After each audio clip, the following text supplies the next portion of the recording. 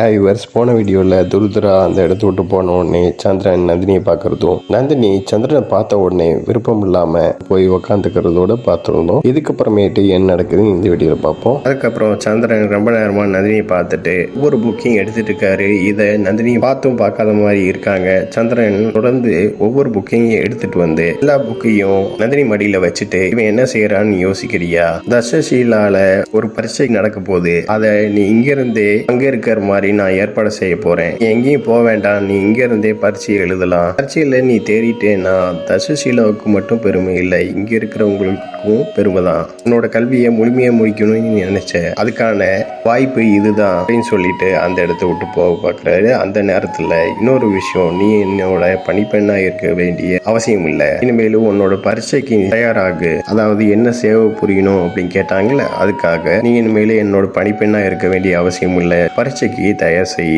அப்படின்னு சொல்றாரு. என்னோட பார்வையில நான் குற்றவாளி தான், ஆனா குற்றவாளியா இல்லையான்னு உன்னோட கல்வியை முடிச்சக்கு அப்புறம் உனக்கே தெரியும் அப்படின்னு சொல்லிட்டு அந்த இடத்தை விட்டு போறாரு. நந்தினி, ஒரு நிமிஷம், நீ சொல்ல வேண்டியதை சொன்னக்கப்புறமேட்டு மற்றவங்க சொல்றதையும் நீ கேளு. உனக்கு வாழ்க்கையில ஒரு அற்புதமான தருணம் கிடைச்சிருக்கு, நீ தந்தையாக போற.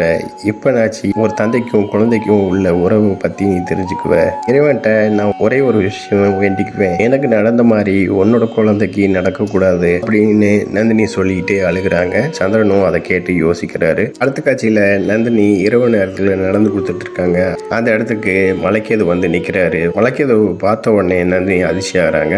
நீ எதுக்கு இங்க வந்த அப்படின்னு சொல்லிட்டு கேக்குறாங்க. கேட்ட மலைக்கேதுவோ, என்ன செய்யறது, உனக்கு இந்த நேரத்துல ஆதரவு தேவைன்னு இங்க வந்தேன், எழுதி கிடைச்சிருக்குமே, துருதுராவோட வயிற்றுல கதிராவோட வாரிசு இருக்குன்னு. இதை கேட்ட நந்தினியும், அதை பத்தி உனக்கு என்ன அப்படின்னு கேக்குறாங்க. மலைக்கேது, நான் ஒரு செய்தி சொல்லத்தான் வந்தேன் அப்படிங்கிறாரு. என்ன விஷயம் அப்படிங்கிறாங்க. எனக்கு அவளை கொஞ்சம் கூட பிடிக்கல அப்படிங்கிறாரு. யாரை பத்தி சொல்ற அப்படின்னு நந்தினி கேட்ட உடனே, அதான் உன்னோட சாயாவை பத்தி தான் நான் சொல்றேன் அப்படிங்கிறாரு. இதை கேட்ட நந்தினியும் அதிர்ச்சி ஆகிறாங்க. ஒரு நிமிஷம் கூட அவளை நகைச்சிட்டு இருக்க முடியாது அப்படின்னு மலைக்கேது சொன்ன உடனே, என்ன சொல்ற நீ அப்படிங்கிறாங்க. அதிர்ச்சியாகி, விரும்பித்தானே அவளை திருமணம் செஞ்சுக்கிட்டேன்னு சொல்ல வராங்க. அந்த நேரத்துல மலைக்கேது வாயை முழுங்குற மாதிரி வாய்கிட்ட கை நீட்டுறாரு. நான் அவளை திருமணம் செஞ்சுக்கிட்டேன் தான், ஆனா என்னோட மனதுல இருக்கிறது வேற ஒருத்தி அப்படின்னு மலைக்கேது சொன்ன உடனே நீ அதிர்ச்சியாகி யோசிச்சுட்டு இருக்கிற நேரத்துல மலைக்கேது, நீ தான் அது, நான் சாயாவை திருமணம் செஞ்சுக்கிட்டா தான் உன் பக்கத்துல நெருங்க முடியுங்கிறதுக்காகத்தான் சாயாவை திருமணம் செஞ்சேன் அப்படின்னு சொல்லிட்டு நந்தினிட்ட தப்பா நடந்து பாக்குறாரு. அப்ப நந்தினி தட்டி விட்டு, எவ்வளவு தைரியம் இருந்தா இந்த விஷயத்தை என்னட்டியே சொல்லுவ அப்படின்னு நந்தினி சொல்றாங்க.